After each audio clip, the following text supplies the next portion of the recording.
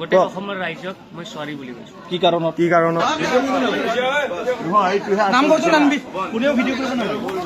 क्या news boy को publicly माफी मांगना पड़ा? अब इस वीडियो में जो न्यूज बॉय बोल रहा है वो तो मुझे समझ में नहीं आया, लेकिन एक कमेंट पढ़ के ये समझ में आया कि न्यूज बॉय कोई इवेंट पे गया था जहाँ पे किसी का बर्थडे था, तो उसका फोटो लेके उसके नीचे उन्होंने ये लिख दिया मैरी क्रिसमस, तो उसके वजह से उसको माफी मांगना पड़ा। बाकी उसका ये वीडियो देखिए और आप लोग मुझे ट्रांसलेट करके जरूर बताना कमेंट में कि एग्जैक्टली क्या बोल रहा है न्यूज बॉय।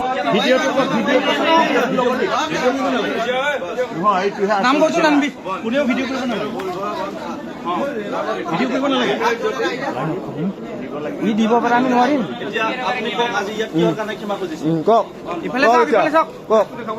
যোনটো মই সেইদিনা ইয়াতে আহিলো সিদিনা বুলি ক'লে নহ'ব।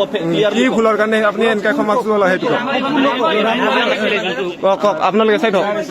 আপোনালোকে চাই থওক। পাতিছিলে ইয়াতে, তাতে আহিছিলো, ফটো এটা দিলো।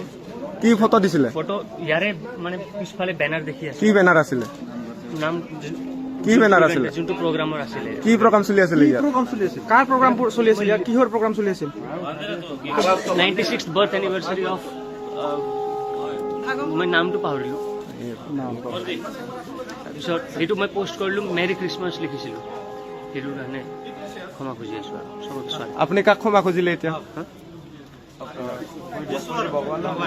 ভগৱানক, বাকী চব প্ৰগ্ৰামটো কিহৰ আছিলে? সেইটো যোনে অৰ্গেনাইজাৰ আছিলে। কোনে অৰ্গেনাইজ কৰিছিলে? আপুনি যে লিখিছিলে পষ্টত, অল আছাম, মই জানো তৰুণ কি হয়?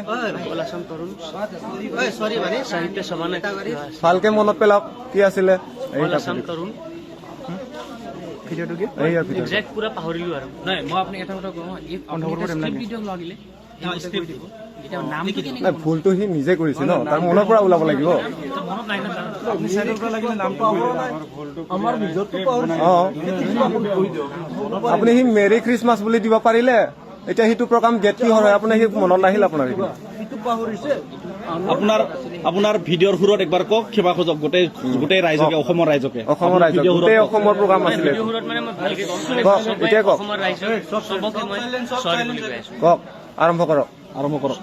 গোটেই অসমৰ ৰাইজক মই সৰি বুলি কৈছো। কি কাৰণত? ইয়াতে আহিছিলো যোনটো ইভেণ্টত প্ৰগ্ৰাম কি ইভেণ্ট আছিলে? সেইটো কি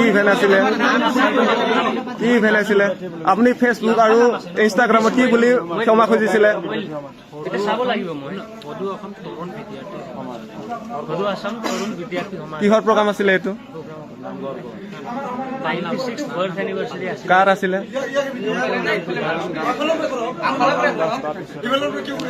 এই মানুহজন খেলি দে, এই চাইড কৰ, তাক এইজনক চাইড কৰ, ইলাম দাস